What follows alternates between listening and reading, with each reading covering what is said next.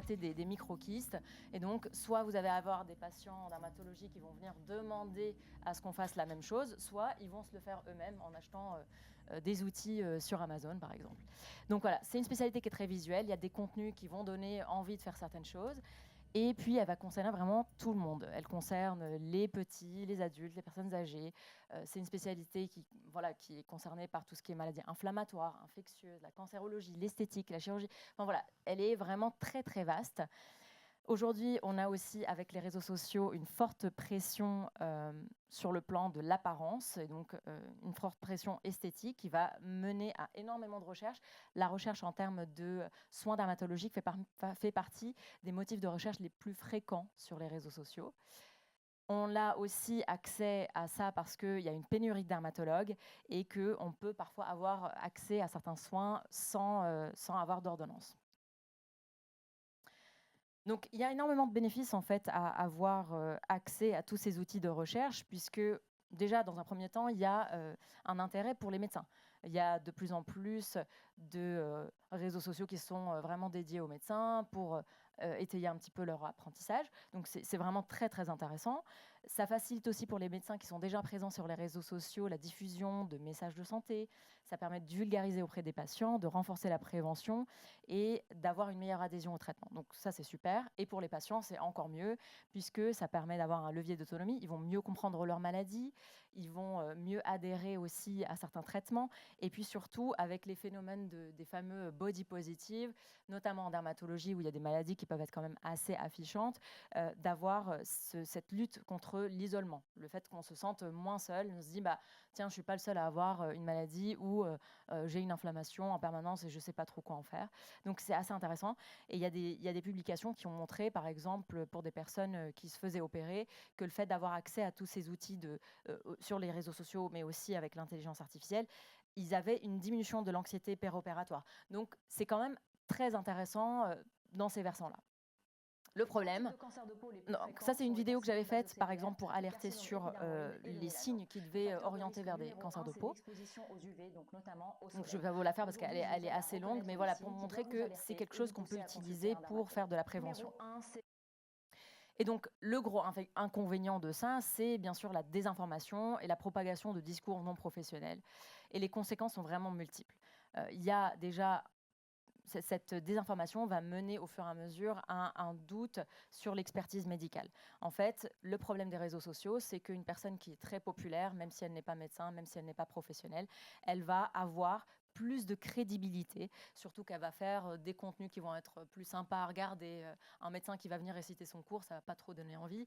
Quelqu'un qui a un contenu un peu lifestyle, qui va montrer son bateau, ses vacances, etc. Et puis va vous dire, ah bah tiens, ma skincare, quand j'ai de l'acné, c'est comme ça, faut acheter ça. Et ben ça va donner aux gens plus d'envie en tout cas de regarder. Donc il y a cette confusion dans les rôles. La personne populaire va apparaître comme étant plus crédible par rapport aux médecins. Et donc on va avoir de plus en plus de méfiance. Et cette fameuse théorie du complot, les médecins c'est des nantis payés par Big Pharma pour vous prescrire des médicaments, faut surtout pas faire ça, faites comme moi je le fais, ça a marché hyper bien.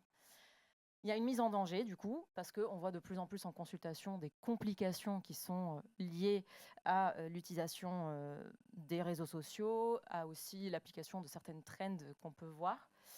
Des complications parfois plus graves. Vous avez tous vu cette trend des burning lines cet été où des femmes surtout se mettaient des scotch en fait sur la peau et venaient brûler leur peau pour que ça fasse des marques de maillot de bain. Et donc forcément, ça peut augmenter aussi le risque d'un cancer de peau. Donc c'est quand même assez alarmant. Les réseaux sociaux peuvent parfois aussi mener à des retards diagnostiques parce que vous allez voir, il y a une nana qui est hyper populaire qui va vous dire ah bah moi ma voisine elle a fait ceci cela, vous inquiétez pas, ça c'est pas une maladie grave, faut pas faire ça, faut pas écouter votre médecin. Et donc en fait on va généraliser, une expérience personnelle va être un peu le socle pour certaines personnes et on va se dire tiens je vais lui faire confiance parce qu'elle a l'air vraiment fiable. Et il y a certaines personnes aussi qui peuvent se retrouver à arrêter certains traitements efficaces. J'ai par exemple vu une personne qui est très suivie, qui a un psoriasis assez important, qui a énormément de suivi. Donc c'est super parce que ça aide les gens aussi à se dire il y a des psoriasis qui sont assez diffus et donc je ne suis pas seule. En revanche, cette personne dit voilà, moi clairement, je ne veux pas de traitement. Et donc, les personnes qui se reconnaissent en elles se disent bah, moi, j'ai pas envie d'avoir des traitements parce que je me sens comme elle. Alors qu'en réalité, ben, on le sait aujourd'hui, dans le psoriasis, il y a des traitements de plus en plus efficaces et donc ça peut gêner cette prise en charge thérapeutique. Donc tout ça va mener en fait à un surcoût pour le système de santé et certaines personnes vont aussi avoir des conséquences économiques parce qu'elles vont se retrouver à acheter des choses complètement inutiles, voire même dangereuses. Là, un exemple de vidéo mais de tout un tas de trends qu'on peut voir, voilà, des glaçons sur les lèvres, sur les langues, donc on peut se retrouver avec des brûlures, mais il y a eu tout un tas de challenges qui ne servent à rien avec des complications qu'on a pu voir aux urgences, et ça, c'est assez alarmant. Donc voilà, la dermatologie, ça devient vraiment un terrain idéal pour la désinformation. Donc avec ces outils qui sont formidables, comment pouvoir éduquer les patients pour bien les utiliser, mais sans se mettre en danger. Voilà, un exemple de tout un tas de vidéos, notamment la crème solaire donne le cancer de peau, faut surtout pas l'utiliser parce que en fait, bizarrement, comme par hasard, c'est depuis l'existence des cancers de peau, depuis l'existence des crèmes solaires qu'il y a les cancers de peau. Bah non, c'est ce qu'on dit pas, on raconte l'histoire comme on veut, mais c'est plutôt parce que depuis que les Occidentaux qui ont une peau qui est plus claire se sont dit c'est plus joli d'être bronzé, qu'on voit de plus en plus de cancers de peau. Mais le cancer de peau, il existe depuis un petit moment. Des exemples de vidéos qu'on peut voir, des gens qui s'aspirent le visage, qui font des soins bien énergiques, ça réveille bien. Des gens qui se mettent de la nourriture sur la figure. Des gens qui vont vous dire, alors surtout, vous n'utilisez pas, n'allez pas vous faire des chimiothérapies, parce que les chimiothérapies, c'est pas naturel. Et donc, pour votre cancer, c'est pas super. Ouais, mais c'est pas naturel, mais ça sauve des vies, en fait. Donc, faut quand même restituer la vérité.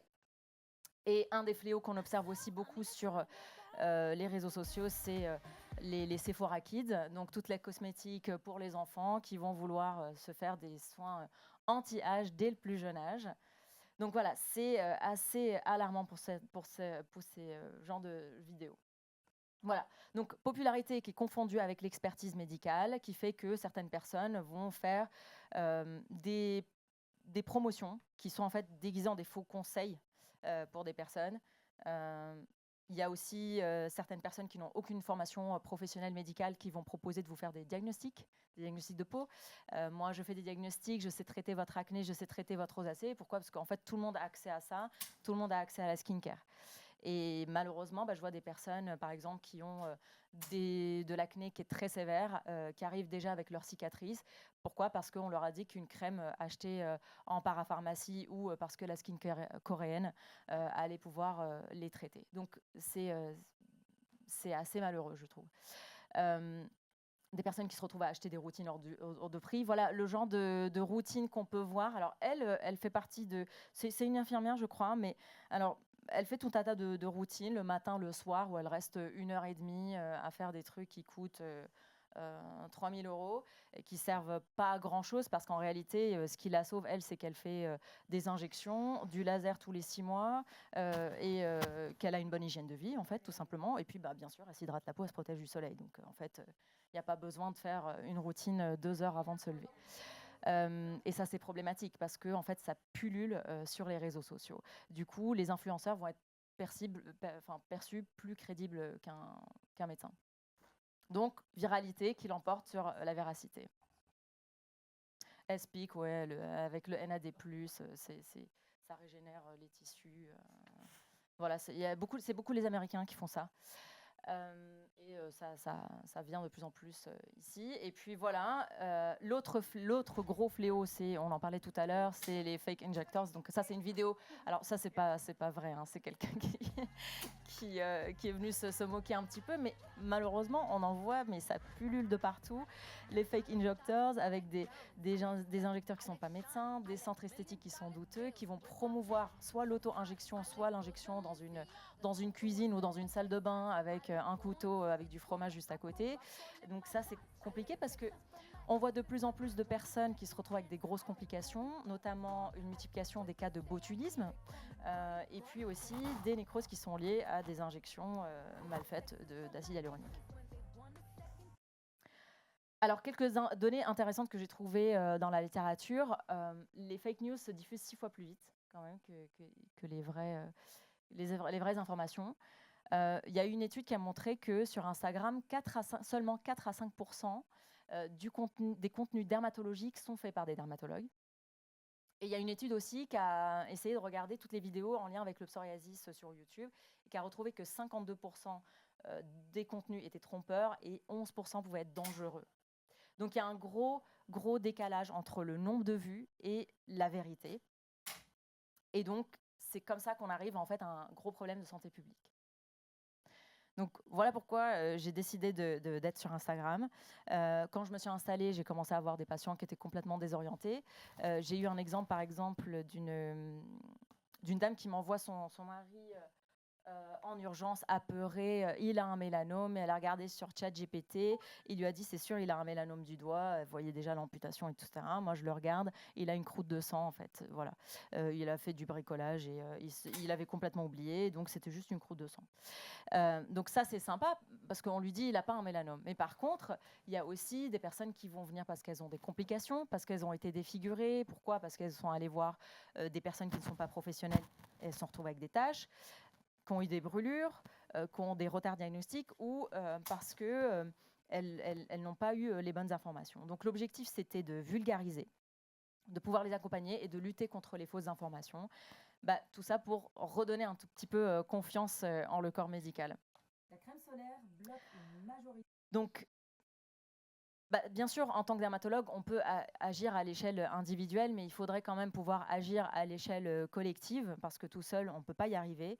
Et donc, il y a plusieurs pistes qui pourraient être intéressantes, en fait, pour pouvoir réguler un tout petit peu plus les contenus qu'il peut y avoir avec l'intelligence artificielle et sur les réseaux sociaux.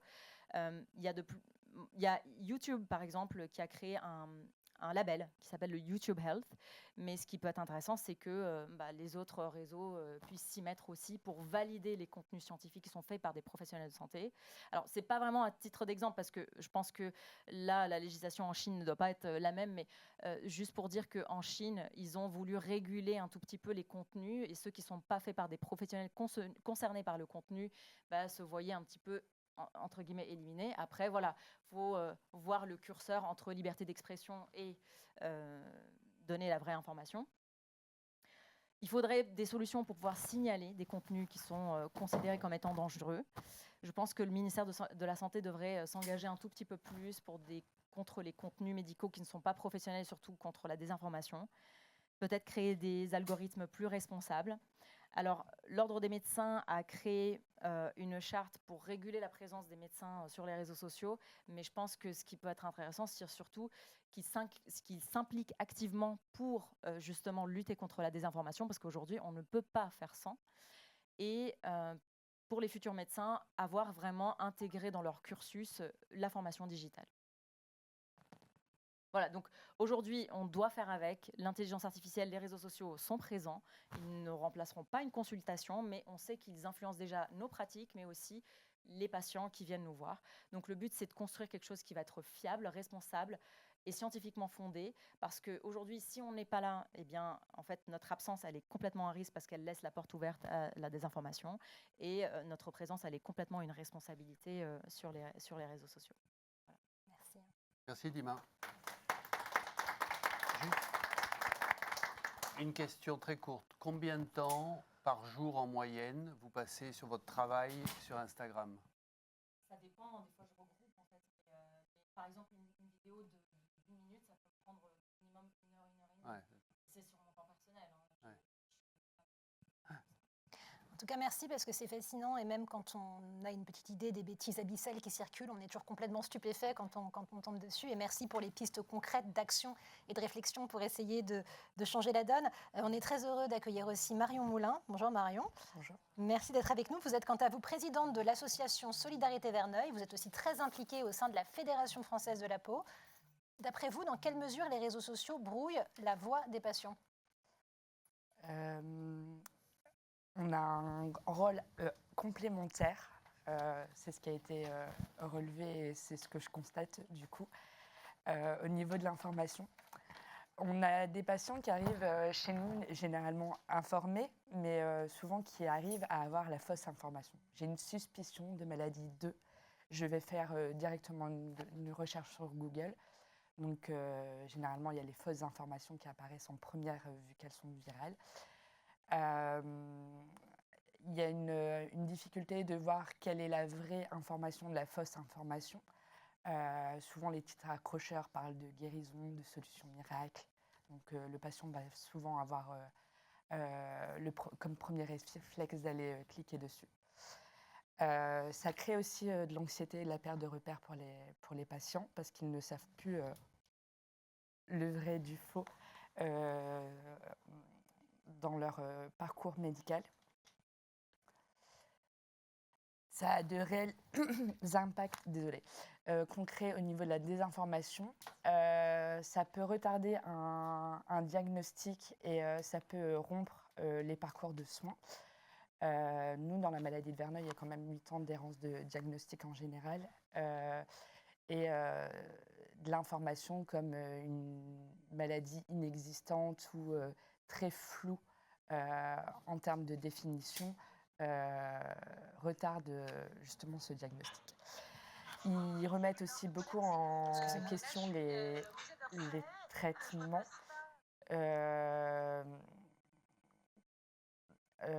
Maintenant, heureusement que la Dermato Info a mis à jour toutes les dernières recommandations et on essaye de rediriger les patients vers les sites médicaux et non pas par des influenceurs qui se disent influenceurs santé, qui ne sont pas validés par un discours médical.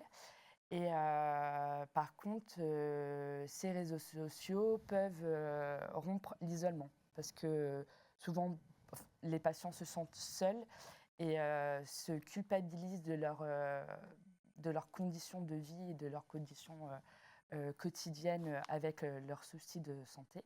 Et nous, on est là pour leur dire qu'ils ne sont pas seuls et qu'il y a des solutions qui existent aujourd'hui.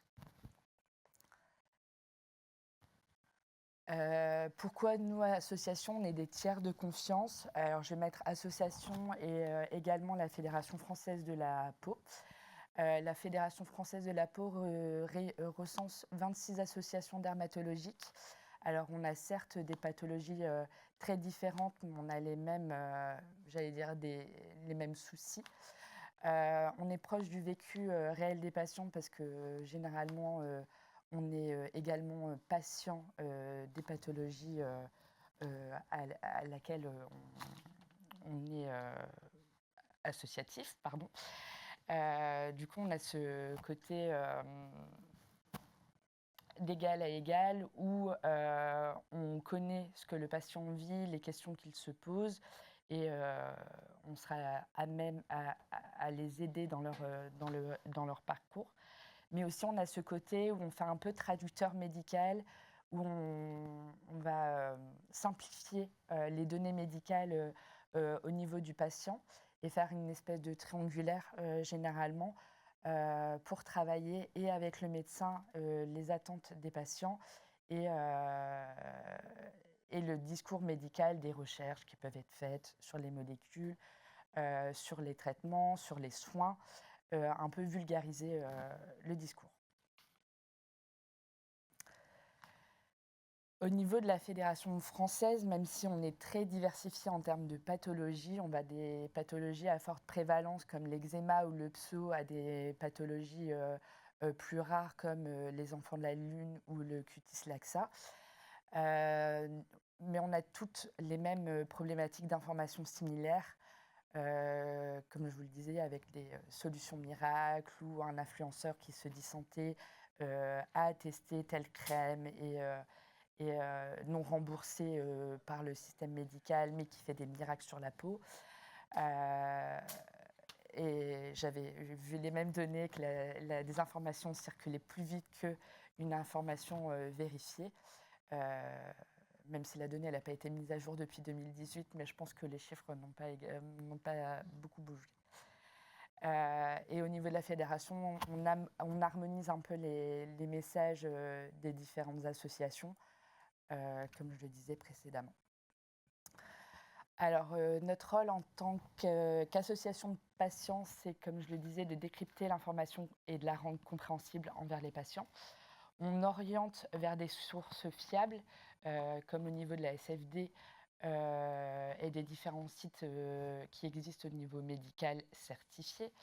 On alerte sur les fausses informations. Nous, on essaye en interne de sensibiliser les patients sur faire attention à ce qu'ils recherchent dans leur moteur, les associations de mots où ils peuvent facilement tomber sur de la fausse information et accompagner sans juger et en tenant compte du vécu de chaque patient.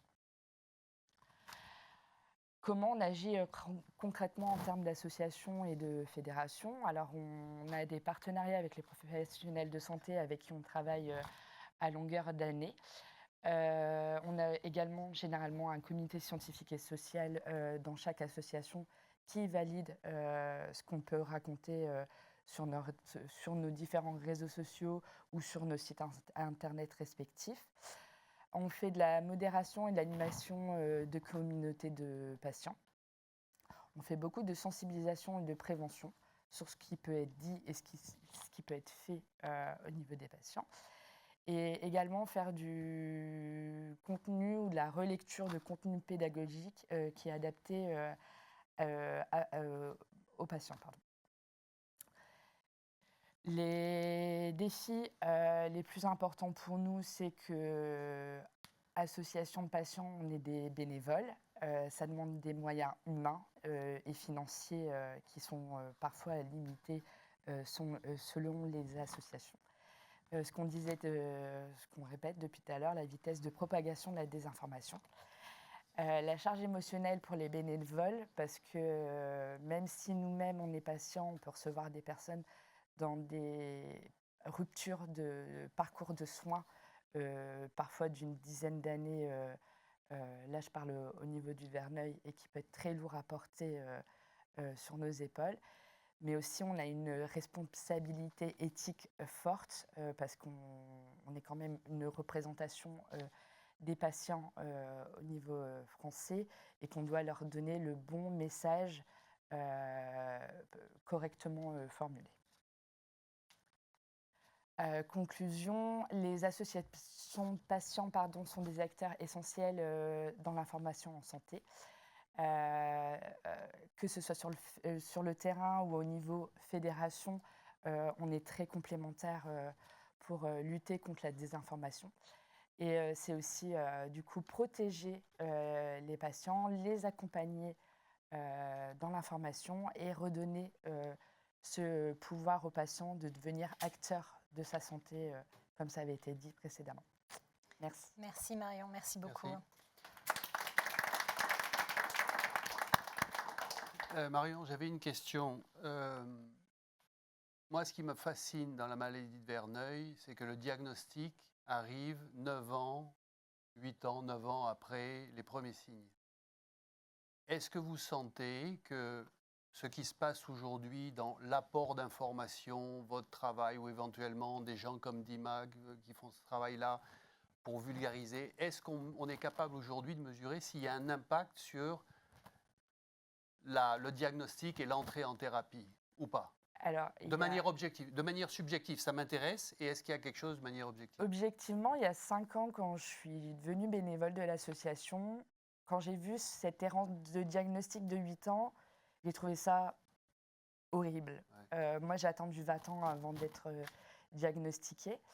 Il y a 2 ans, on a mené une étude interassociative et on a vu que ce chiffre de 8 ans n'avait pas bougé. Mais depuis justement cette étude, on est en train de voir que les dermatologues ou les médecins généralistes, il y a un vrai travail de fond qui est fait. Il y a une réelle écoute du personnel médical, parce que les patients généralement arrivent et disent à leur médecin « je pense que j'ai une maladie de Verneuil ». Le médecin, il y a 5 ans, aurait dit « je suis médecin, vous êtes le patient ».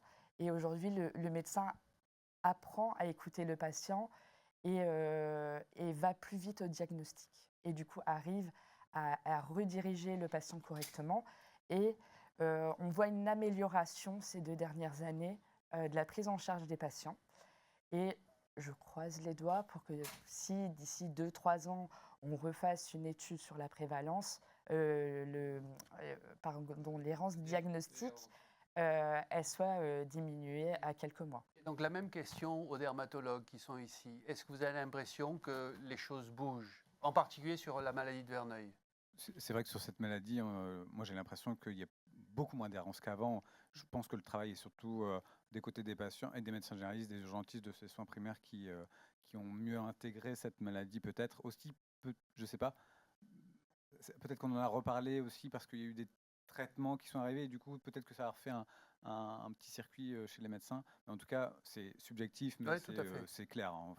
Elle est un peu plus connue par les médecins. Ouais. Bah, c'est l'innovation thérapeutique quand même. Le fait d'avoir eu des innovations thérapeutiques, quelles qu'elles soient, hein, on voit Oui et non, mais on voit encore quand même, par exemple, sur le vitiligo. Le vitiligo, il y a quand même des patients qui aujourd'hui arrivent avec donc cette maladie qui fait qu'on a une peau en fait complètement dépigmentée. Il y a quand même des patients qui arrivent avec des vitiligos qui évoluent depuis plus de 10-15 ans, voire même beaucoup plus, qui n'ont jamais eu de traitement parce qu'ils auraient, disent-ils, vu un médecin ou un dermatologue qui leur aurait dit de toute manière il n'y a pas de traitement, donc bah, attendez et surtout protégez-vous du soleil. Alors qu'en fait aujourd'hui dans les traitements c'est l'inverse, on leur dit plutôt de se mettre, en tout cas photoprotection, mais au soleil pour aider en tout cas à la repigmentation. Et ces patients-là, soit aujourd'hui ont entendu via des associations de patients ou les réseaux sociaux qu'il y avait des traitements et c'est pour ça qu'ils reviennent vers les cabinets, soit parce que ils ont eux-mêmes été en recherche proactive de traitement et ils sont capables effectivement de dire que oui, ils ont entendu dire qu'il y avait des traitements qui étaient disponibles aux États-Unis et pas forcément des choses très compliquées, en tout cas parfois par crème, et on voit bien que ça change complètement l'image et l'approche d'une pathologie. Mais c'est pour ça que c'est important pour nous aussi les dermatos de toujours rester dans cette innovation, y compris technologique, hein, parce qu'il faut qu'on l'accompagne et que c'est au service en fait d'une meilleure prise en charge. Donc finalement, quand il y a une innovation thérapeutique, ça fait parler de manière générale.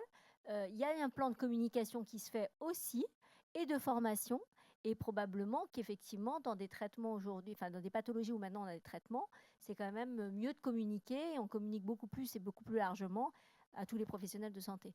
Donc c'est quand même ça qu'il faut avoir en tête. L'innovation, elle est quand même une source de progrès dans la Avant que vous ne communication. preniez la parole, Dr Bataille, j'invite juste les personnes qui sont à distance à nous poser des questions si elles en ont et vous aussi à affûter vos questions si vous en avez après l'intervention. Peut-être que pour la maladie de Verneuil, il y avait un côté assez psychologique aussi, que c'était pas vraiment une maladie et que maintenant c'est devenu une maladie en tant que telle. J'ai l'impression qu'il y a un côté comme ça un peu psychologique. Oui, il y avait beaucoup un côté psychosomatique de la chose ou une méconnaissance aussi des symptômes alors que le diagnostic est assez simple. Mais c'est vrai que les choses changent. Non, puis c'est intéressant d'avoir de la présence en fait sur les réseaux parce que c'est des maladies un peu entre guillemets honteuses où les gens ils ont leur kiss, tout ça, ils n'osent pas aller à la plage.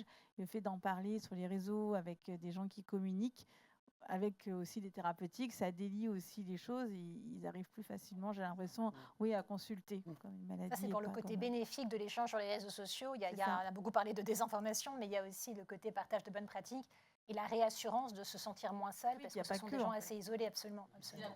La maladie de Verneuil, c'était beaucoup pris. Enfin, moi, je le vois en consultation pour des stades qui sont pas très sévères. C'est j'ai des poils incarnés. En fait, il y en a plein aussi qui pensent que c'est juste des poils incarnés. Bien sûr, mais bien bon, sûr. c'est vrai que c'est un peu inflammatoire les poils incarnés. Donc il y avait cette méconnaissance de bien ces sûr. noms. Et comme on en parle de plus en plus, effectivement, même les médecins généralistes le connaissent de plus en plus, on arrive à mieux diagnostiquer. Super. Je le refais. Dima, juste un conseil que vous pourriez donner à des dermatos qui vous écoutent dans cette salle ou en ligne sur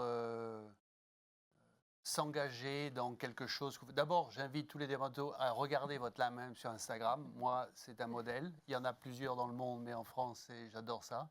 Qu'est-ce que vous conseillerez pour quelqu'un qui a envie de s'engager? Il faut quoi? Il faut du courage, il faut du temps, il faut de l'envie, il faut... Oui, il faut de l'envie. Il faut de l'envie. En fait, il faut le faire parce qu'on aime délivrer de l'information et on aime vulgariser. C'est sûr que si on est sur les réseaux mais en train de réciter notre cours, les gens ils n'aiment pas. De toute façon, même quand on essaye de vulgariser, de rendre le truc un peu plus sympa à écouter, les sujets qui sont un peu lourds comme la cancéro, la visibilité, on le voit, elle diminue. Si je vais parler de skincare, forcément, là, les gens, il y a beaucoup plus de visibilité. Mais il faut essayer de rendre le truc un peu plus, entre guillemets, sexy, voilà, pour que les gens aient envie d'écouter. Donc, comme si on expliquait à nos patients et pas comme si on récitait un cours ou qu'on donnait un cours à la fac. Parce que, voilà, puis les dermatos, on a souvent ce côté un peu rigide. Même à la fac, ça ne passe mieux en récitant un cours. Donc, ouais, voilà, faut Ok. être un peu plus souple et puis Après, on être va y aussi ouvert au côté il y a des choses qu'on ne maîtrise pas, qui sont hors de la médecine, qui sont autour de la dermato, qu'il faut aussi prendre en charge. Quand je parle d'eczéma, je parle aussi de tout ce qu'on peut faire autour pour essayer de soulager cet eczéma, et c'est ce qui va intéresser plus les gens que si je vais vraiment parler traitement. Merci beaucoup à toutes les deux, Dima, Merci. Marion, d'être venues partager votre